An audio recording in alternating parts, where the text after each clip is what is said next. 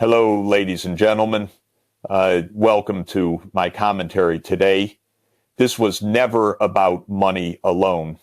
When the Russian central bank filed a $228 billion lawsuit against Euroclear, it was not behaving like a wronged financial institution seeking compensation. It was acting like a state deploying law as a strategy, calm on the surface. Surgical in design, the move signaled something far more consequential. Moscow has decided to strike at the legal foundations of Europe's financial order itself. Euroclear is not merely a custodian, it is one of the silent pillars of the Western financial system, trusted, neutral, supposedly insulated from geopolitics. By dragging Euroclear into a Moscow arbitration court, Russia is deliberately tearing away that illusion. The message is blunt. If Europe turns financial infrastructure into a weapon, then the battlefield expands to law, assets, and institutional credibility. The scale matters. $228 billion is not symbolic theater. It approximates the value of the frozen Russian central bank assets held in Europe. This lawsuit mirrors, dollar for dollar, the assets Brussels now openly debates permanently confiscating. It is legal symmetry as deterrence, a warning delivered not with missiles, but with court filings. Crucially, the timing exposes intent. The case was filed before the European Union finalizes its plan to convert frozen reserves into seized property. Moscow is moving preemptively, positioning itself as the injured party in advance of what it frames as an unprecedented act of financial expropriation. In doing so, Russia forces Europe into an uncomfortable spotlight. Can the EU claim adherence to the rule of law while dismantling the core norm that central bank reserves are inviolable? This is why the lawsuit matters. It is not about winning a verdict in a Moscow court. It is about shattering confidence, introducing legal risk where the global system once promised neutrality. Investors, sovereign funds, and central banks across the global south are watching closely. If Europe crosses this line, the question will no longer be whether Russia retaliates, but whether anyone can still trust the Western financial system to remain above war. Euroclear was never meant to be visible. Its power lies precisely in its quietness, in the assumption that it operates above politics, beyond retaliation, insulated from the storms of geopolitics. That assumption is now being shattered by targeting Euroclear. Moscow is not striking a company. It is striking the Western financial system's central nervous system. Euroclear sits at the heart of global securities custody and settlement, trillions of dollars in sovereign bonds, equities, and reserves pass through its ledgers. Governments trust it. Central banks rely on it. Markets assume their neutrality as a matter of faith. This trust is not written into law. It is sustained by habit, precedent, and the belief that some institutions must remain sacred if the system is to function at all. Russia's lawsuit directly challenges that belief. What makes this move so destabilizing is not the legal venue, but the precedent it forces into view. If Euroclear can be used to immobilize a rival central bank's assets today, then its role as a neutral custodian collapses tomorrow. Custody becomes control. Settlement becomes leverage. And once that transformation occurs, no sovereign reserve held in the West can be considered politically safe. This is why Moscow chose Euroclear rather than a headline-grabbing political institution. It is a strike at the system's weakest point, confidence. Financial power does not rest on tanks or aircraft carriers. It rests on the belief that contracts will be honored and assets protected regardless of political winds. Undermine that belief, and the architecture begins to crack from within. For Europe, the danger is profound. Euroclear's authority depends on the idea that it is a neutral intermediary, not an extension of EU strategic policy. The moment that line dissolves, Europe inherits systemic risk it cannot easily contain. Investors will not wait for court rulings. Central banks will not wait for reassurance. Capital moves first, and it moves silently. Russia understands this dynamic well. The lawsuit is designed to make the world ask an unsettling question. Is Euroclear still a custodian, or has it become a weapon? Once that question takes root, it cannot be undone by press releases or legal technicalities. Moscow is not attempting to dismantle Europe's financial order in one blow.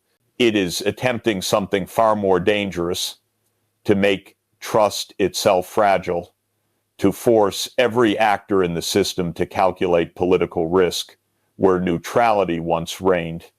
And when trust erodes, financial power does not disappear, it migrates elsewhere.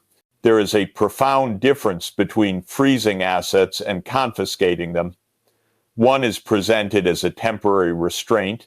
The other is permanent expropriation, with its plan to transform frozen Russian central bank reserves into seized property. The European Union is preparing to cross a legal boundary that has anchored global finance for generations. Moscow's lawsuit is designed to force that moment into the open and to expose its consequences. Central bank reserves have long occupied a near sacred status in international law. They are protected not out of courtesy, but necessity. The global system functions only because states believe their reserves will remain untouchable, even in times of conflict. Once that belief is broken, reserves cease to be stabilizers and become hostages. The EU's proposal threatens to shatter this principle in full view of the world. European officials argue necessity and morality, that Russia must pay for the damage of war, that frozen assets should serve justice. Yet the method matters as much as the motive. Confiscating a rival's central bank reserves without a binding international judgment does not merely punish Moscow, it redefines ownership itself. It signals that financial power, not legal consensus, determines whose assets are protected and whose are expendable. This is where the contradiction becomes lethal. Europe presents itself as the guardian of the rules-based order, yet now considers a step that many legal scholars quietly acknowledge as unprecedented. The rule of law cannot survive on selective application. If sovereignty is conditional, then every non-Western central bank must reassess where it parks its wealth. The question is no longer political, it is existential. Russia's legal strike aims directly at this fault line. By accusing Euroclear of unlawful actions and quantifying damages with forensic precision, Moscow reframes the narrative. It positions itself not as an aggressor defying norms, but as a central bank defending the last remaining barrier between sanctions and outright seizure. This inversion is deliberate, unsettling, and strategically calculated for Europe. The risk is not losing a courtroom argument. The real danger lies in normalization. Once confiscation becomes an acceptable policy, it cannot be confined to a single case or a single adversary. precedent does not remain loyal to its creators, what is justified today against Russia may be invoked tomorrow by others in other conflicts under other flags. This is the moment Europe must confront a hard truth. Power exercised without restraint corrodes the very institutions that make power legitimate. If Brussels proceeds, it may win short-term leverage, but at the cost of something far more valuable. Russia's lawsuit against Euroclear reveals a strategic evolution that many in Europe have underestimated. Moscow is no longer relying solely on military pressure, energy leverage, or sanctions evasion. It is now deploying law itself as a retaliatory weapon, a form of warfare designed not to shock headlines, but to corrode systems slowly, predictably, and relentlessly.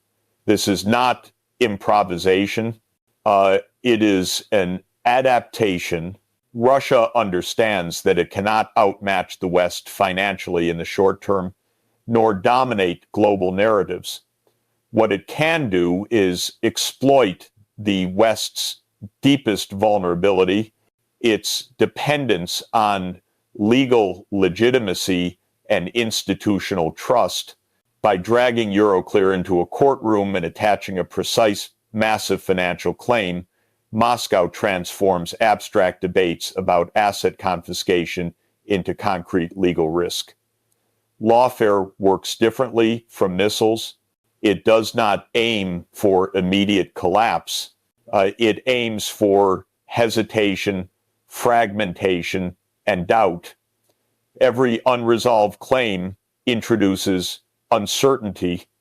Every unresolved uncertainty increases risk premiums, and risk in finance is corrosive. It spreads quietly through balance sheets, insurance contracts, and custody agreements. The damage compounds long before any verdict is reached. Russia's broader playbook is already visible. If European institutions proceed with permanent confiscation, Moscow has multiple escalation paths that do not require firing a single shot. Western corporate assets inside Russia can be seized under reciprocal legal logic. Arbitration claims can be launched in non-Western jurisdictions. Friendly states can be encouraged to reassess their reliance on Western clearing and settlement systems. Parallel financial infrastructure already under construction can be accelerated. None of these moves seeks immediate confrontation. They seek systemic erosion. The objective is not to win against Europe outright, but to make the Western financial ecosystem less universal, less trusted, and ultimately less dominant. A system that was once singular becomes optional, optional becomes replaceable. Brussels still frames financial coercion as cost-free assets frozen here, interest redirected there, rules adjusted quietly behind legal language. Moscow is forcing the opposite realization. Every financial weapon creates a counter weapon. Once legal immunity is politicized, reciprocity becomes inevitable. The deeper irony is this: Russia is not rejecting international law. It is exploiting its fragmentation by acting within formal legal channels, such as filings, claims, and quantify damages. It exposes the absence of a truly neutral global legal authority. Law becomes jurisdictional, political, and selective, exactly the environment in which great powers retaliate asymmetrically. This is the silent escalation that Europe has not fully absorbed. The battlefield has shifted.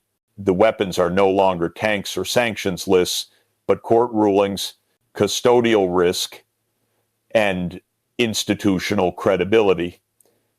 And unlike military conflict, there is no ceasefire in lawfare. Once trust is questioned, restoring it can take decades if it can be restored at all. Russia understands this. That is why it chose courts over cannons. And that is why Europe now faces a conflict it cannot easily deter, contain, or win on its own terms. Europe now finds itself in a trap of its own making.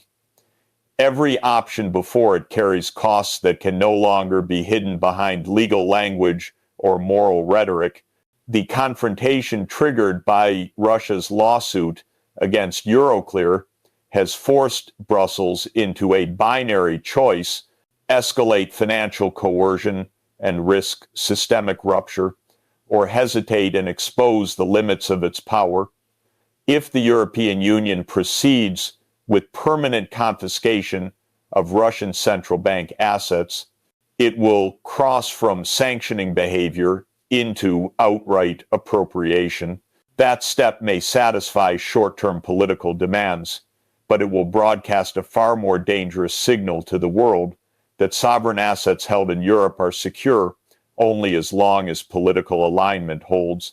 This is not a message markets can absorb calmly. Capital does not argue, it relocates. Such a move would not collapse Europe's financial system overnight. The damage would be slower, subtler, and therefore more lethal. Reserve managers in Asia, the Middle East, and the Global South would quietly reassess their exposure. Diversification away from European custodians would accelerate. Legal structures designed to bypass Western jurisdiction would proliferate. Europe would remain wealthy but no longer indispensable. Yet retreat carries its own costs. If Brussels hesitates now, the credibility of sanctions as a strategic tool erodes. Europe would appear constrained by legal risk, vulnerable to counterpressure, and internally divided. Moscow would interpret restraint not as prudence, but as proof that escalation through lawfare works. The precedent would be set, challenge the legal foundation, and European resolve weakens. This is the trap. Escalation damages the system. Restraint damages authority. There is no clean exit because Europe's strategy was never designed for permanence. Sanctions were imposed with the assumption that legal norms would hold, that freezes would remain temporary, and that escalation would remain controlled. That assumption has collapsed. Compounding the risk is Europe's internal fragmentation. Member states do not share equal exposure, legal tolerance, or political appetite for systemic risk.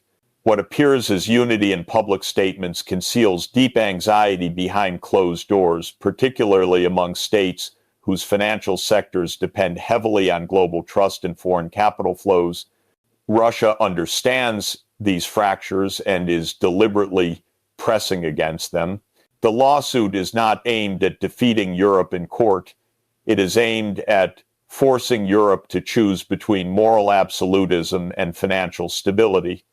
Once that choice is exposed, Europe's claim to strategic autonomy weakens. What is unfolding between Moscow and Brussels is not a dispute confined to Russia and Europe. It is the opening chapter of a far larger transformation, the end of financial neutrality as a global principle.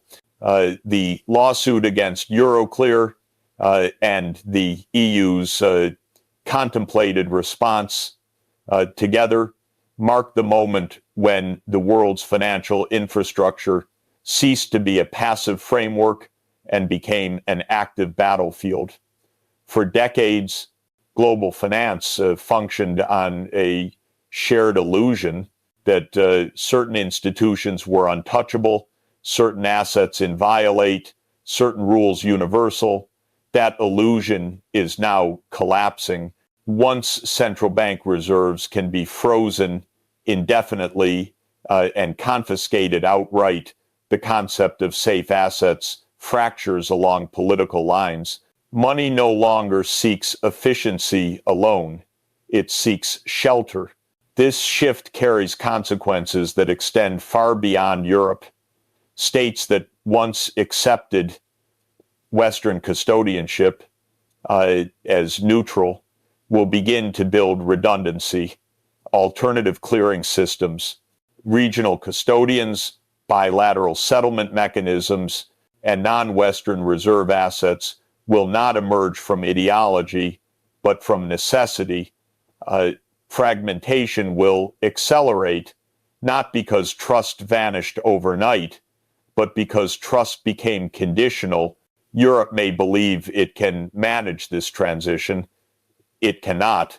Financial systems do not respond to declarations. They respond to incentives and risk.